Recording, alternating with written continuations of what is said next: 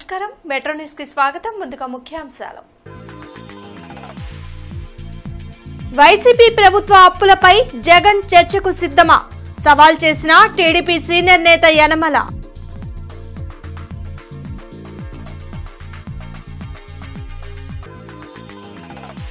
తన కార్యాలయంకు ప్రజల నుండి వచ్చిన ఫిర్యాదులపై దృష్టి పెట్టిన డిప్యూటీ సీఎం పలువురు అధికారులతో ఫోన్లో మాట్లాడి సమస్యలు పరిష్కరించిన పవన్ కళ్యాణ్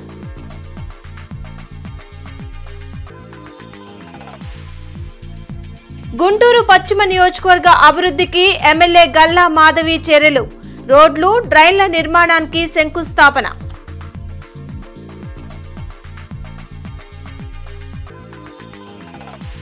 ఉమ్మడి గుంటూరు జిల్లాలో ఉత్సాహంగా కొనసాగుతున్న జనసేన క్రియాశీల సభ్యత్వ నమోదు కార్యకర్తలకు పార్టీ అండగా ఉంటుందని గాదే వెంకటేశ్వరరావు వెల్లడి అధికారం పోయిందనే ఫ్రస్ట్రేషన్ లో వైఎస్ జగన్ ఇష్టమొచ్చినట్లు మాట్లాడుతున్నారని టీడీపీ పోలిట్ బ్యూరో సభ్యులు యనమల రామకృష్ణుడు విమర్శించారు. మంగళగిరిలోని టీడీపీ కేంద్ర కార్యాలయంలో యనమల మీడియాతో మాట్లాడారు. గత 5 ఏళ్లలో వైసీపీ ప్రభుత్వం అప్పులు చేయడానికి సిద్దపడిందే తప్ప రాష్ట్రాన్ని అభివృద్ది చేసేందుకు చర్యలు చేపట్టలేదన్నారు. అసెంబ్లీ సమావేశాలు సభ్యులపై జగన్ అసంబద్దంగా మాట్లాడారని ప్రివిలేజ్ కమిటీ ఏర్పాటైన తర్వాత చర్యలు తీసుకోవాలని టీడీపీ తప్పక కోరుతుందని చెప్పారు. గతంలోనే తాను వైసీపీ ప్రభుత్వం చేసిన అప్పులు దాదాపు 14 లక్షల కోట్ల వరకు ఉంటుందని చెప్పినట్లు గుర్తు చేశారు. కార్పొరేషన్లపై తీసుకున్న అప్పులను కాగ్ రిపోర్టులో చేర్చలేదని వివరించారు. వైసీపీ ప్రభుత్వం చేసిన అప్పులపై చర్చించేందుకు జగన్ సిద్ధమా అని సవాల్ చేశారు. రాష్ట్రంలో అభివృద్ధి జరగకపోవటానికి కారణం వీళ్ళు చేసినటువంటి అకృత్యాలు, ముఖ్యంగా న్యాచురల్ రిసోర్సెస్ మీద దోపిడీ విధానం మొదలుపెట్టారు. నేను చాలాసార్లు చెప్పాను, రాష్ట్ర ఖజానాకి రావాల్సినటువంటి ఆదాయం అంతా కూడా నాయకుల యొక్క జేబుల్లోకి పోతుంది. ఇదంతా నాయకుల యొక్క జేబుల్లోకి పోవడం వల్ల రాష్ట్ర ఖజానా ఖాళీ అవుతుంది. రాష్ట్ర ఖజానా ఖాళీ అవడం వల్ల ఉన్నటువంటి రిక్వైర్మెంట్స్ మీట్ అవ్వాలంటే ఖజానా జీరో అన్నప్పుడు చాలా కష్టం. అప్పుడు అప్పులకు చేసిన పరిస్థితి వస్తుంది. అంచేత అప్పులు చేయటానికే వీళ్ళు సిద్ధపడ్డారు తప్ప అభివృద్ధి చేయడానికి సిద్ధపడలేదు వీళ్ళు. అంతకుముందు నేను చాలా సందర్భాలు ప్రొజెక్షన్ చెప్పాను, ప్రెడిక్షన్ కూడా చెప్పాను. నేను సంవత్సర క్రితమే దగ్గర 14 లక్షల కోట్ల రూపాయలు అప్పు కాబోతుంది ఈ రాష్ట్రానికని. 100% కరెక్ట్. ఏం చేతంటే నిన్న ముఖ్యమంత్రి గారు కూడా చెప్పారు 9 lakh crores ప్లస్ ఇంకా ఉంటుందనేటువంటి. తన కార్యాలయంకు రాష్ట్ర వ్యాప్తంగా ప్రజల నుండి వచ్చిన అర్జీలను డిప్యూటీ సీఎం పవన్ కళ్యాణ్ పరిశీలించారు. పలు సమస్యలపై సంబంధిత అధికారులతో పవన్ కళ్యాణ్ ఫోన్లో మాట్లాడి పరిష్కరించాలని ఆదేశించారు. ఓ ఫిర్యాదుపై స్పందించిన డిప్యూటీ సీఎం మహిళల పట్ల అసభ్యంగా ప్రవర్తించే వారిపై కఠినంగా వ్యవహరించాలని సూచించారు.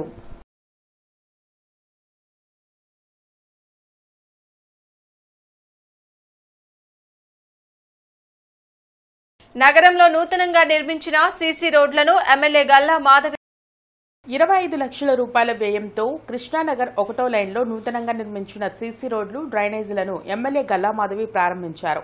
కూటమి ప్రభుత్వం అధికారంలోకి వచ్చిన వెంటనే నగరాల అభివృద్ధిపై దృష్టి సారించినట్లు చెప్పారు. నగరంలో అధ్వానంగా తయారైన రోడ్లను నిర్మించేందుకు ప్రణాళిక సిద్ధం చేసినట్లు తెలిపారు. రానున్న రోజుల్లో రోడ్లు, డ్రైనేజీ నిర్మాణాలను చేపట్టి నగరాభివృద్ధికి కృషి చేస్తామన్నారు. కార్యక్రమంలో కార్పొరేటర్ బాబు, కసుకుత్తి హనుమంతరావు తదితరులు పాల్గొన్నారు. ఈ రోడ్ని, డ్రైన్ని ప్రారంభించుకోవడం జరిగింది. 15 లక్షలు 10 లక్షలతో కూడుకున్న వ్యయంతో ఈరోజు ఆ రోడ్డు, ఆ డ్రైన్ని ప్రారంభించుకోవడం జరిగింది. ఇలాగే గుంటూరు ప్రాంతం మొత్తం కూడా ఎన్నో రోడ్లకి ఇంకా శంకుస్థాపన లేదంటే ప్రారంభం చేసుకునే పరిస్థితులు చాలా రోడ్లు ఉన్నాయి. అవన్నీ కూడా ఒకదాని తర్వాత ఒకటి మొదలు పెడతాము.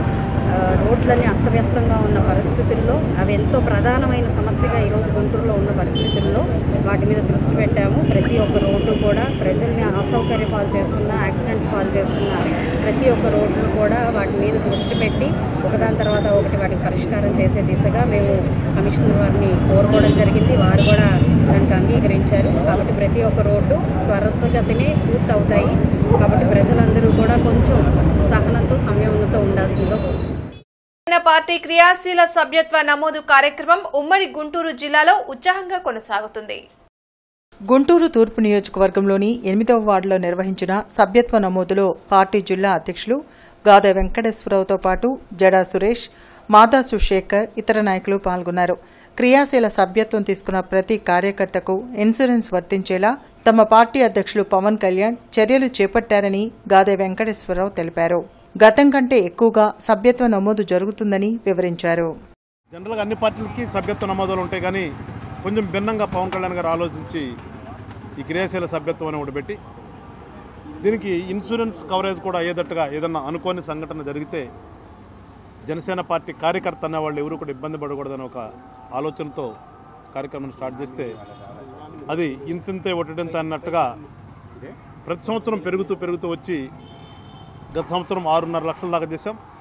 ఈసారి దాన్ని డబుల్ చేయాలని చెప్పేసి ఒక కార్యక్రమంగా పెట్టుకుంటే ఇప్పటికే గుంటూరు జిల్లాలో అయితే ఉమ్మడి గుంటూరు జిల్లా వ్యాప్తంగా పోయిన సంవత్సరం 54,000 దాకా చేసాం. ఇప్పటికే 50,000 క్రాస్ అయింది, దాదాపు 52,000 53,000 దాకా వచ్చింది.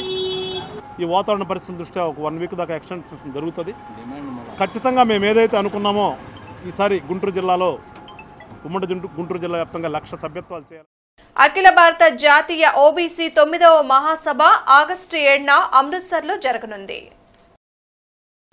ఈ సభకు సంబంధించిన పోస్టర్ను గుంటూరులోని బీసీ సంక్షేమ సంఘం కార్యాలయంలో రాష్ట్ర అధ్యక్షులు కేసన శంకర్రావు, కుమ్మరి క్రాంతికుమార్ ఇతర నాయకులు ఆవిష్కరించారు.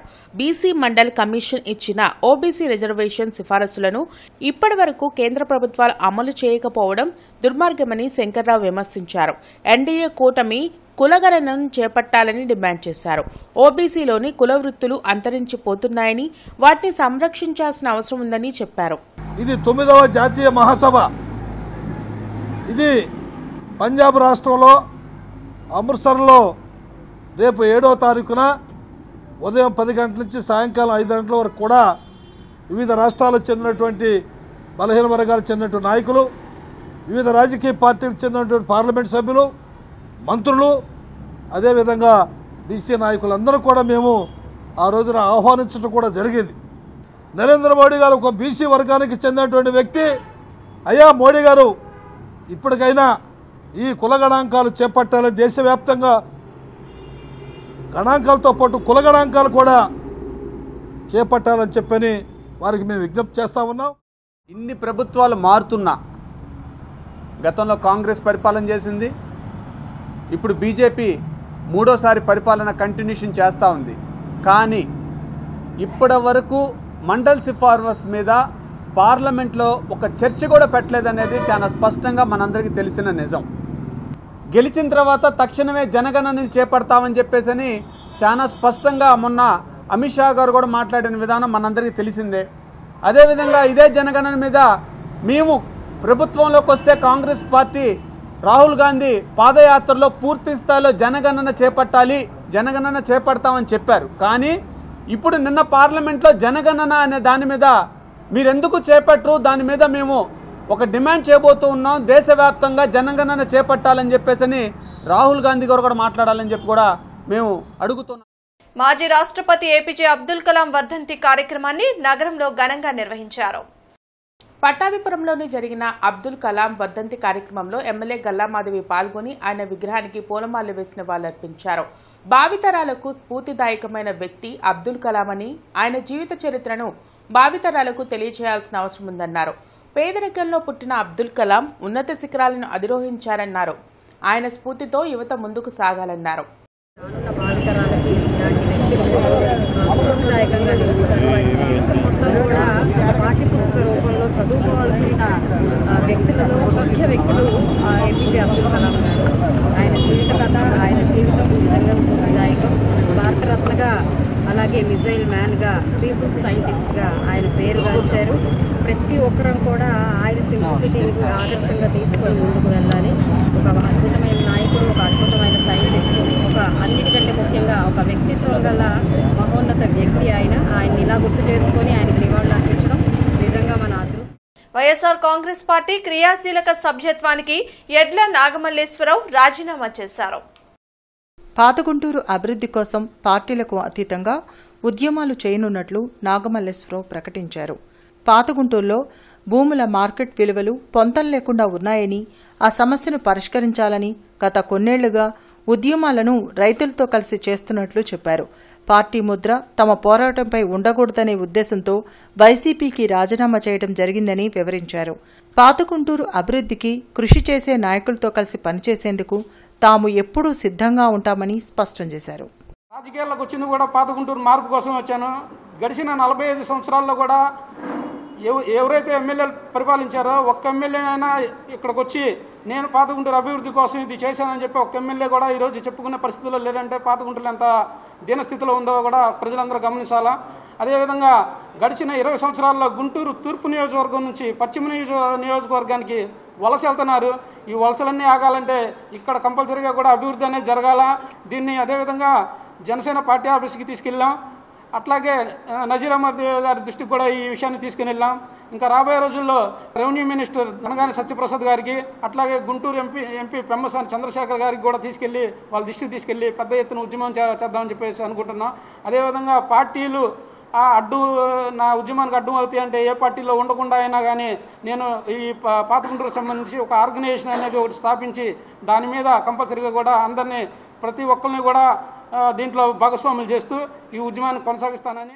మాజీ రాష్ట్రపతి అబ్దుల్ కలాం వర్ధంతి కార్యక్రమాన్ని ముస్లిం సంఘాల ఆధ్వర్యంలో ఘనంగా నిర్వహించారు. పట్టాభిపురంలో జరిగిన అబ్దుల్ కలాం వర్ధంతి కార్యక్రమంలో ముస్లిం సంఘాల నాయకులు పాల్గొని ఆయన విగ్రహానికి పూలమాలలు వేసిన వాళ్లర్పించారు. అబ్దుల్ కలాం జీవితం యువతకు స్ఫూర్తిదాయకమన్నారు. ఆయన ఆశయాలను ముందుకు తీసుకెళ్లేలా ప్రతి ఒక్కరూ కృషి చేయాల్సిన అవసరం ఉందన్నారు. अब्दुल कलाम साहब की आज जो है बरसी है, उनके बहुत सारे कुर्बानियाँ हैं और उन्होंने हमारे देश के लिए बहुत काम किया है और हमारे स्टूडेंटों के लिए और पढ़ाई के एतबार से भी जो है बहुत सारी कुर्बानियों को उन्होंने पेश किया है, जहाँ उन्होंने अपनी जान की माल की कुर्बानियाँ दी हैं। और अब्दुल कलाम साहब बहुत इबादत गुजार भी हैं, नमाज़ों का एहतमाम, तहज्जुद की पाबंदी और उनमें तक़वा, परहेज़गारी और बहुत खुदा से डरने वाले और खुदा का खौफ खाने वाले आदमी हैं। इसलिए आज जो है हम सब यहाँ उलमाए किराम टू टाउन यहाँ जमा होकर जो है आपकी मग़फ़िरत की दुआ कर रहे हैं। अल्लाह से दुआ है कि अल्लाह उनकी मग़फ़िरत फरमाए, उनके दर्जात को बुलंद फरमाए, जन्नतुल फिरदौस नसीब। సిబిసి ఆధ్వర్యంలో గుంటూరులో డాక్టర్ అబ్దుల్ కలాం వర్ధంతిని నిర్వహించారు. కార్గిల్ ఫోటో ఎగ్జిబిషన్ రెండో రోజు కొనసాగింది. సెంట్రల్ బ్యూరో ఆఫ్ కమ్యూనికేషన్ గుంటూరులో Kargil Vijay Diwas silver jubilee photo ఎగ్జిబిషన్లో భారతదేశ 11వ రాష్ట్రపతి డాక్టర్ ఏపీజే అబ్దుల్ కలాం 9వ వర్ధంతిని జరుపుకుంది. ఫోటో ఎగ్జిబిషన్ రెండవ రోజున జేకేసీ కళాశాల, ఆంధ్ర క్రిస్టియన్ కళాశాల మరియు Vignan Nirula institute of technology and science for women doctor BR Ambedkar Bhavan సందర్శించి కార్గిల్ విజయ్ దివస్ రజతోత్సవాల్లో డాక్టర్ కలాం వర్ధంతి కార్యక్రమాల్లో పాల్గొన్నారు. ఈ సందర్భంగా ఆర్ రమేష్ చంద్ర మాట్లాడుతూ డాక్టర్ ఏపీజే అబ్దుల్ కలాం చిత్తశుద్ధి, పట్టుదలకు ప్రతీక అన్నారు.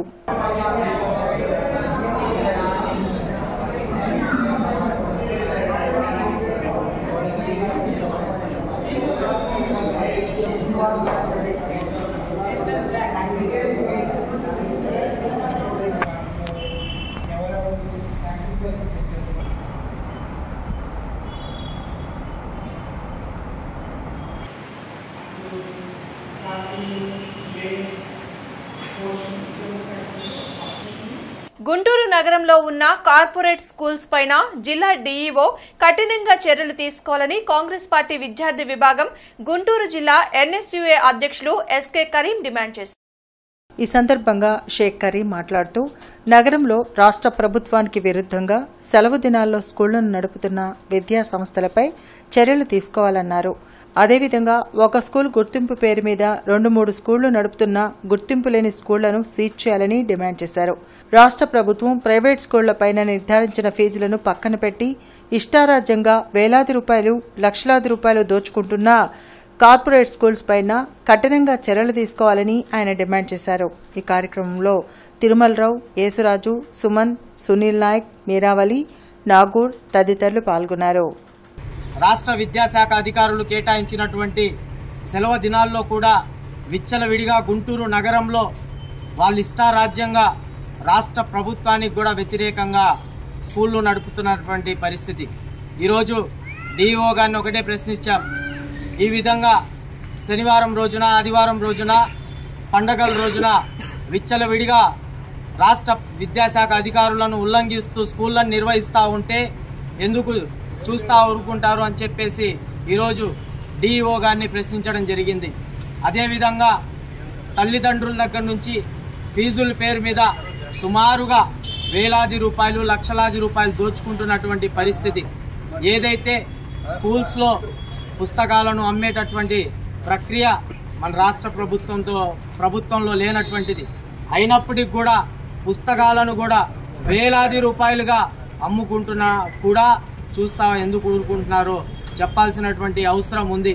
కారుణ్య social service organisation royal corps founder Bolla Devinaidu పుట్టినరోజు సందర్భంగా రక్తదాన కార్యక్రమాన్ని నిర్వహించారు. జీజీహెచ్లో నిర్వహించిన కార్యక్రమంలో యువత పెద్ద సంఖ్యలో పాల్గొని రక్తదానం చేశారు. ఈ సందర్భంగా జీజీహెచ్ డిప్యూటీ సూపరింటెండెంట్ శ్రీనివాస్ మాట్లాడుతూ బోళ్ల దేవినాయుడు పుట్టినరోజు సందర్భంగా రక్తదాన శిబిరాన్ని నిర్వహించడం అభినందనీయమన్నారు.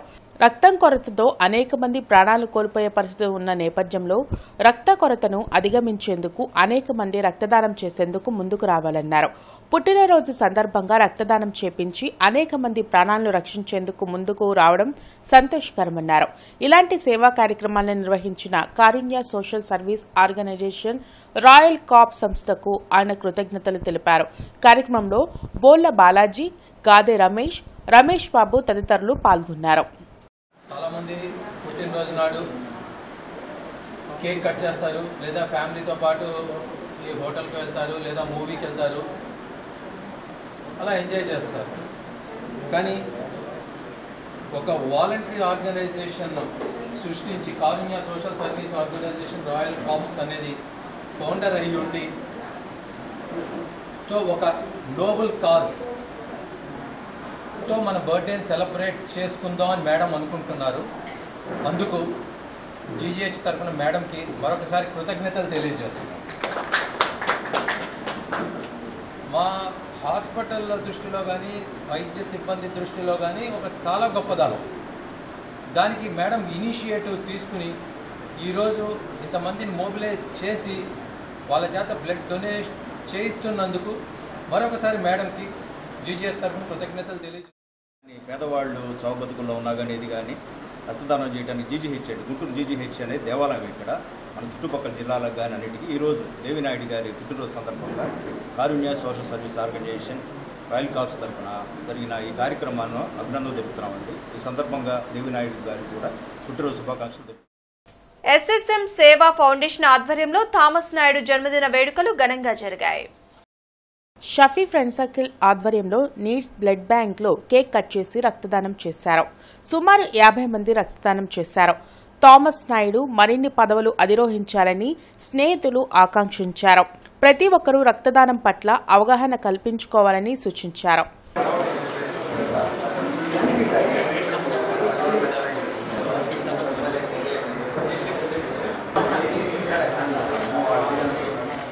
వార్తలు ముగించే ముందు ముఖ్యాంశాలు మరోసారి. వైసీపీ ప్రభుత్వ అప్పులపై జగన్ చర్చకు సిద్ధమా? సవాల్ చేసిన టీడీపీ సీనియర్ నేత యనమల.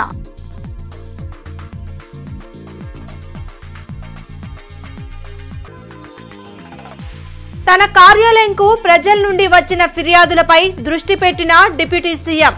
పలువురు అధికారులతో ఫోన్లో మాట్లాడి సమస్యలు పరిష్కరించిన పవన్ కళ్యాణ్.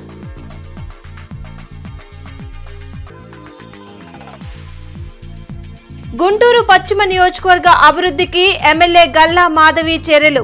రోడ్లు, డ్రైన్ల నిర్మాణానికి శంకుస్థాపన.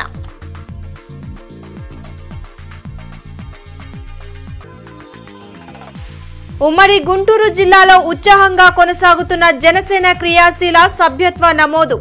కార్యకర్తలకు పార్టీ అండగా ఉంటుందని గాదే వెంకటేశ్వరరావు వెల్లడి. ఈ వార్తలు ఇంతటితో సమాప్తం. నమస్కారం.